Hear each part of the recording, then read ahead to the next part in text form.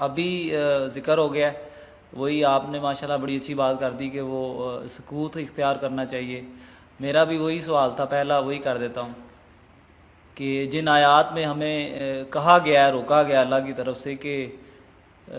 گستاخی کا معاملہ نہ ہو جائے، آپ کی آواز بھی اگر نبی صلی اللہ علیہ وسلم کی آواز سے بلند ہو جاتی ہے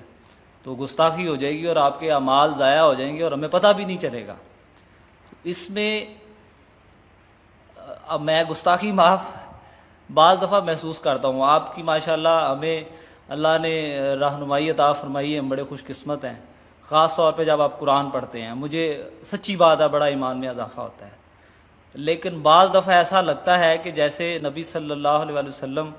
دل کے حال اللہ جانتا ہے، میرا یہ یقین بھی ہے کہ انشاءاللہ تعالی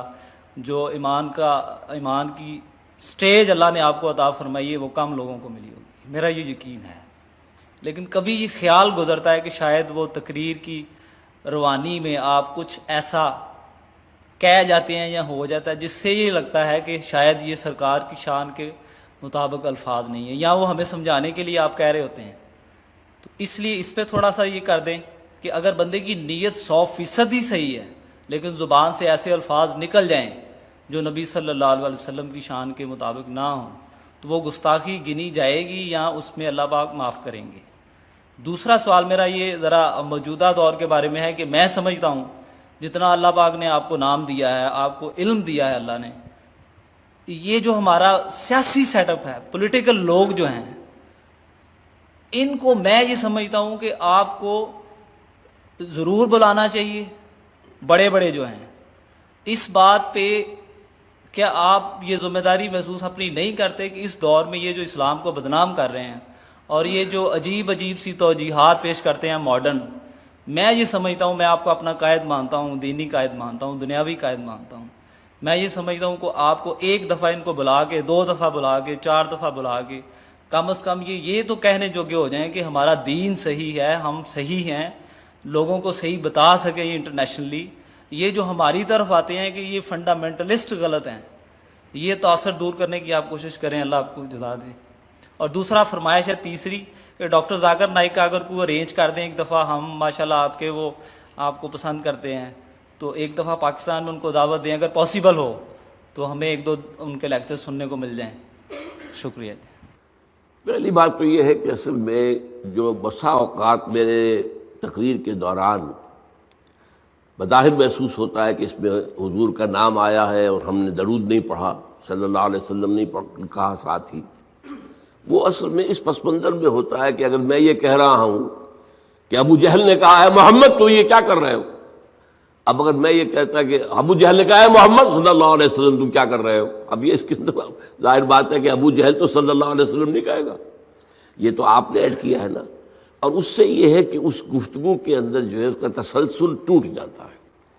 تو وہ متکلم کے حوالے سے بات ہوتی ہے۔ اس کے بعد میں کیا کرتا ہوں، جب جملہ یا بات ختم ہو گئی تو صلی اللہ علیہ وسلم کہہ دیتا ہوں تاکہ وہ جو ایک کمی رہ گئی درمیان میں اس کو پورا کر لیا جائے حتی الامکان۔ باقی یہ کہ اس میں اس کے علاوہ پھر بھی اگر جو ہے کوئی کمی رہ جائے تو اللہ تعالیٰ معاف فرمانے والا ہے۔ دوسری بات یہ ہے کہ یہ جو آپ جن کے بڑے لوگوں کے نام لے رہے ہیں، ہمارے معاشرے کے اندر ہر شخص کی ایک قیمت مقرر ہو چکی ہے۔ آپ کے نزدیک میری قیمت کچھ اور ہے، ان کے نزدیک میری کوئی قیمت نہیں ہے، میری کوئی سیاسی فالوئنگ نہیں، میرا کوئی مذہبی فرقہ نہیں، میرے پاس کوئی دولت نہیں کہ میں بڑی سی دعوت کر کے ان کو بلاؤں۔ تو وہ جو حیثیتیں ان کے ہاں شمار ہوتی ہیں وہ آپس کے اندر تو ان کی ایک برادری ہے۔ اب جب کسی کا ولیمہ ہو رہا ہے، 2000 آدمی اس نے بلا رکھے ہیں، چاہے آپس میں ایک دوسرے کے یہ انتہائی جو ہے وہ دشمن ہیں، لیکن یہ کہ اپنے سوشل معاملات کے اندر ان کے فنکشن میں جانا اور آنا، ولیموں میں، نکاحوں میں، فوتیدگی پر، یہ ان کا ہے۔ تو میں در حقیقت ان کی اس برادری میں شامل ہوئی نہیں، میں تو درویش ہوں۔ آپ کے نزدیک میری قیمت جو ہے وہ ہے، کسی اور کے نزدیک بھی ہو سکتی ہے، لیکن ان لوگوں کے نزدیک میری وہ قیمت نہیں ہے، نہ میرے بلانے پر کوئی آئے گا نہ کوئی میری بات سنے گا۔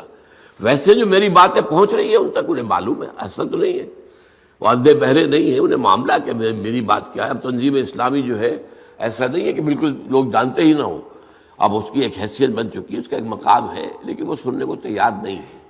کچھ لوگوں سے میں نے بار بار کی ہے، قاضی حسین احمد صاحب سے بار بار گفتگو کی ہے، ابھی ان کے امیر جو ہے نئے منور حسن صاحب سے ان سے بھی خط و کتابت ہو رہی ہے، جن سے بھی مجھے کچھ توقع ہوتی ہے کہ اگر وہ کچھ غور کر لیں، سوچیں، تو شاید وہ پلٹ کر صحیح راستے پر آ جائیں، تو کوشش میں کرتا ہوں۔ لیکن بعض لوگ جو ہیں جن کے لیے یہ سیاست کھیل ہے، دنیا کمانے کا اور اپنی حیثیت بنانے کا، تو ان کے لیے ان کے اوپر تو اس طریقے سے پی پی کال کر کے اپنا وقت ضائع کرنا ہے۔ تیسری بات جو ہے ذاکر نائک کی، وہ پاکستان آنا نہیں چاہتے، یہ ان کا ڈکلیئرڈ ہے معاملہ۔ وہ یہ کہتے ہیں کہ ہمیں ابھی تک بھارت کی حکومت نے کچھ نہیں کہا ہے، پریشان نہیں کیا ہے، تنگ نہیں کیا ہے، لیکن ہمارے پاسپورٹ پر اگر پاکستان کا ٹھپا لگ گیا کہ یہ پاکستان گیا تھا،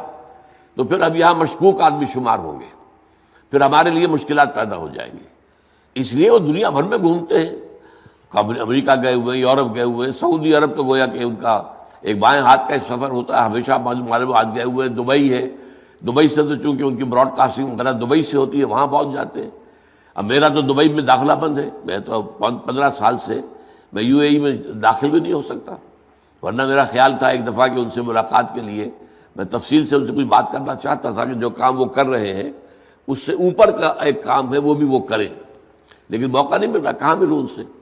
اور وہ پاکستان آنے کو تیار نہیں ہے۔ میں تو حیران ہوں، مجھے اصل میں پہلی مرتبہ وہ بھارت کی حکومت کو صحیح اندازہ میرا نہیں ہوگا جو انہوں نے مجھے دے دیا وہ ویزا، لیکن اب تو وہ ویزا دینے کو تیار نہیں ہے مجھے۔ تو اسی طریقے سے ان کا معاملہ ہے، ان کو یہاں پر شاید ویزا تو مل جائے، لیکن یہ کہ وہ ان کا کہنا یہ ہے کہ وہاں کی حکومت سے پھر ان کا معاملہ خراب ہو جائے گا۔